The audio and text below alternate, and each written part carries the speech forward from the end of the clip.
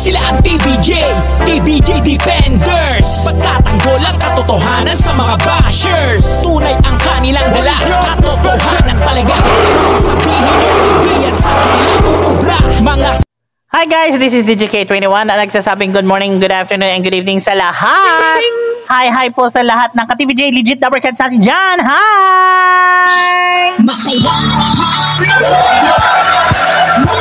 TBJ kasama ang mga Dappercats na may isang libong tuwan ang bubuo ng araw nyo.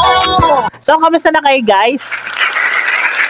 I hope everything is okay and it's Sunday. So, sa mga TBJ legit Dappercats natin dyan, sana po mag-enjoy kayo. Okay? Huwag masyadong pasaway. Sunday today sa inyo, ha? Boom! Anyways, eto na. Si Tito Sen masyadong binabatikos at pinipersonal. Siyempre, Tito Sen yan eh. Ano ba? Diba? Gobyerno yan eh. Friendster niya yan mga ka-Friendster at Facebook. Masyado naman kayo mapanglait eh. Kayo naman eh. Move on din mga bashers. Hoy!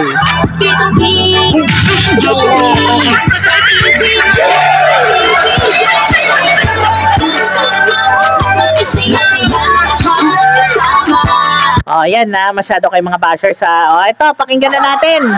Si Tito Sen nakipagkita po sa aking paboritong Tatay Digong and Bongo and kay ex-sec Salvador.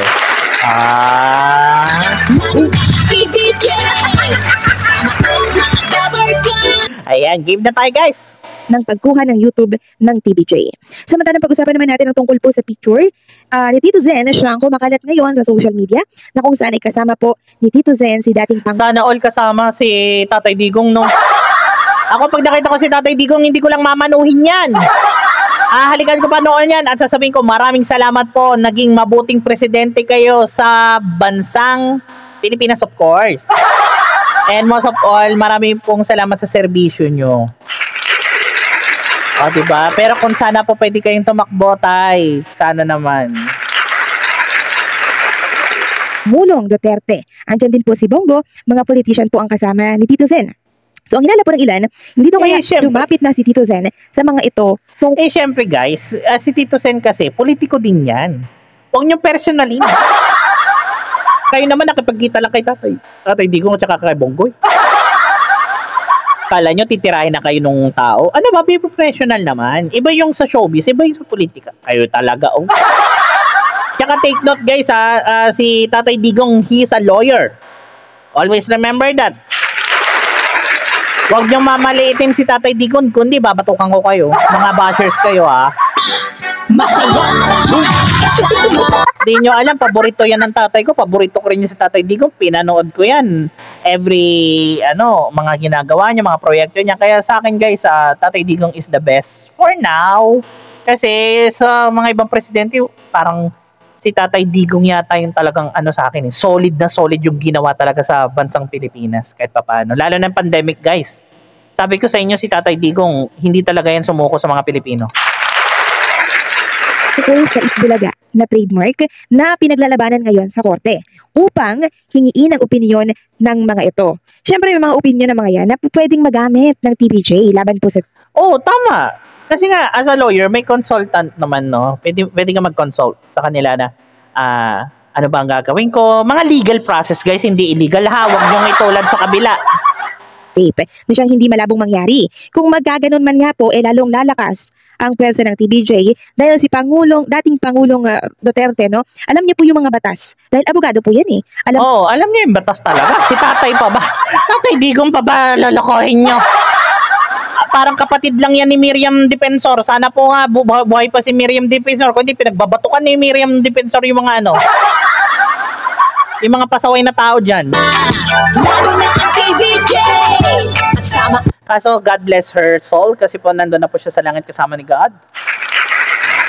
Isa din yan si Miriam Defensor guys. One of the greatest lawmaker. Talagang hindi mo siya maloloko. Hindi nyo siya maloloko. Kahit ibang politiko nga hindi siya maloko eh. Kayo pa kayo mga pasaway dyan sa kabila. Diba?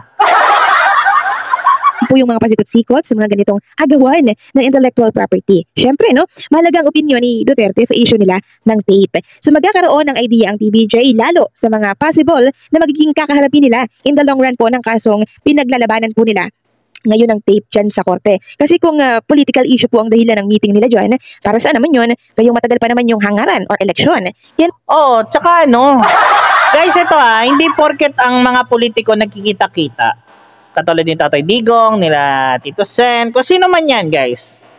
Huwag niyong i-issue, hindi ba pwedeng friends na, oy, tara kape tayo, oy, tara golf tayo, oy, I miss you, I miss our bonding as a friends. Hindi ba pwedeng ganun? Parang normal na tao lang. Hindi dahil may title silang politiko sila before or politiko. Ganun na iniisip nyo, lahat showbiz o lahat nagiging bias tayo sa mga taong ito. Guys, ito please be reconsiderate rin. No? Yung reconsideration nyo rin na tao lang tong mga to. They have a life bago sila maging politiko. Pangalawa, gusto lang nila mag-relax, gusto lang nila makipagkita sa isa't isa, hi, hello, kamusta buhay mo? Siyempre, mapag-uusapan din nila yung mga issues within life. Wala na tayong pakialam dun, ha? Wala na sa mga bashers, ha? Ako nga, inihintay ko na nga lang yung resulta, eh. Kayo naman. Ano naman, abangan natin kung ano po yung nilulutong plano po nila Tito Zen, Bongo, at Duterte. Kasi for sure, talagang malakas na puwersa ito pag nagsama-sama, di ba? Dahil malapit na pong matapos ang injunction po nila, case po ng injunction ngayong September. Dapat po, tapos na po. Ayan, malapit na. Lapit na ang paghuhukom.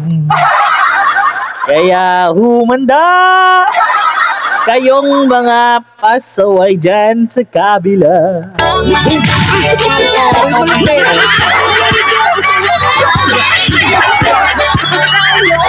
Happy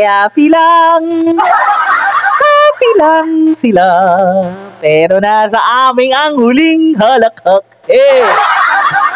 Po ito, and then sunod ata yung copyright and sunod yung main case, yung trademark, yung agawan po ng trademark na Itbulaga. So talagang napakahaba po ng labanang ito sa korte, talagang paglalabanan nila ito, Kaya habang pinaglalabanan po nila ito, syempre, mahalaga na kumuha tayo ng panig sa mga kumuha na tayo ng panig, opinion, or ano tawag dito? We should consult the right lawyers and right people who knows how to handle this kind of case. Ayan, nag-English na ako. So, sa mga bashers natin dyan, please lang, huwag kayo masyadong bias. Kasi po, I take criticism, then God bless you. Tito B and Joey. May mga alam sa mga ganitong usapin, lalo na itong si Duterte po ay abogado po ito. Marami niyang alam, hindi lang siya pangulo, abogado din po siya. So abangan. Ayan. So si Tatay Digong guys tandaan nyo. May lawyer, mayor, presidente. So alam na this. So God bless po kay Tito Sen, kay Tatay Digong, kay Mr. Bongo, and kay ex-secretary Salvador. God bless po sa inyo. Enjoy nyo lang po. Huwag nyo po pansinin yung mga bashers. Kami na po bahala sa mga bashers na yan. Lalo na pag si Tatay Digong daanin, tsaka yung mga TVJ. Wag na po kayo mamroblema. Nandito po kami. Ipapananggalan ko sila Jake Ibarra tsaka sila Jake. Ako ipupusta. Masaya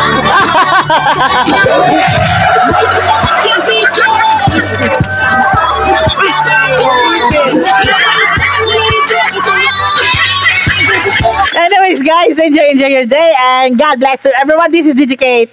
Always say DJK21. Always saying, be nice, be yourself, be organic, be authentic, and be kind, and lots of love, and have a blessed day. Please don't forget to like and subscribe to my channel, and click the notification bell, and click nyo rin yung mga ka-TVJ legit number cards natin dyan at Defenders at the same time. Nasa baba lang natin.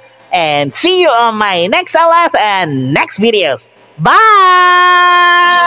Masaya na kasama, lalo na kay BJ.